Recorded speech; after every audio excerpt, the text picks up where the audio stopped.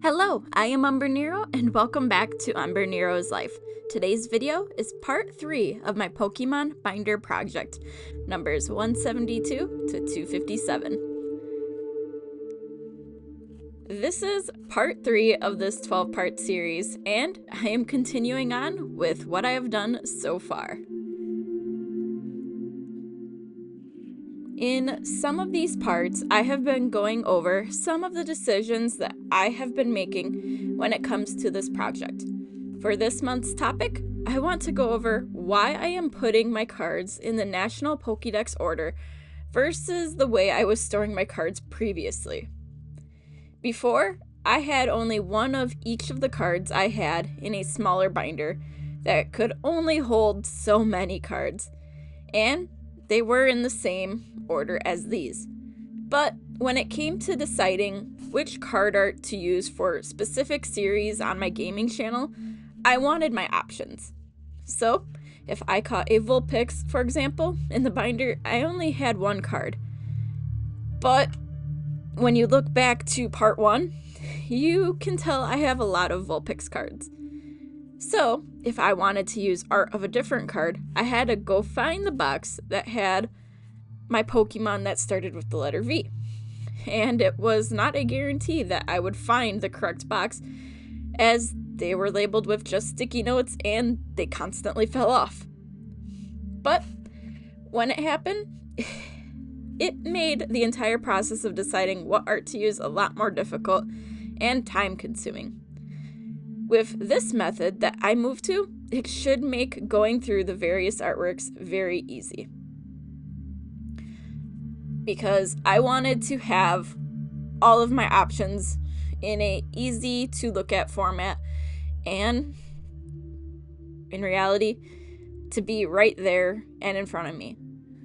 So, for example, the Apom cards I had right there, I wouldn't have realized I had 5 different artworks that I could have used, because trying to find what box those cards were in, it took a lot of time, and if I'm trying to do this timely, it made it difficult. That's for sure. But at the end of this part, we started the transition into Generation 3. In reality, I only got through the first 2 starters, but that's fine. Also, when I say I got through them, it means that I have the spaces allocated for them to be added once I have the specific cards.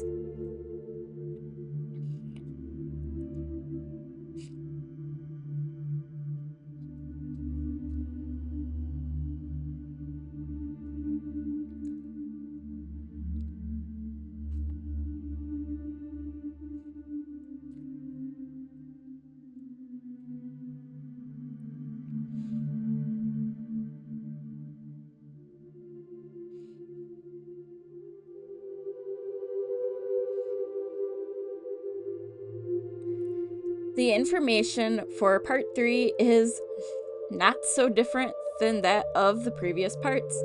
I was only missing 14 different Pokemon from this third section of the National Dex. Again, I am using an insert here to be a placeholder in case I do come across any of the cards I am missing. For this third part, I filled in a total of 297 slots on these pages, which is 16 full pages and 9 slots on another page. And as of now, I have filled in a grand total of 1,119 slots with various cards.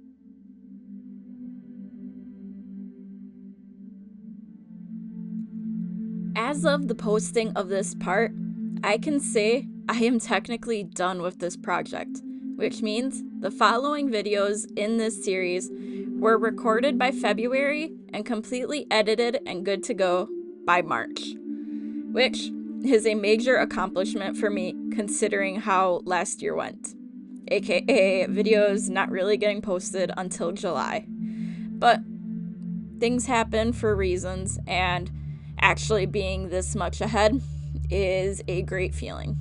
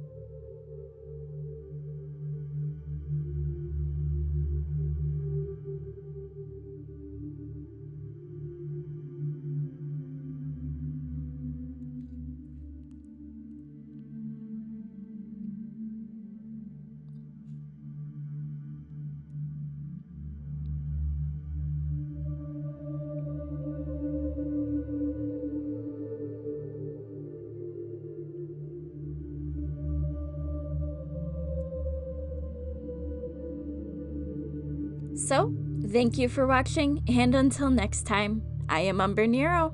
Bye!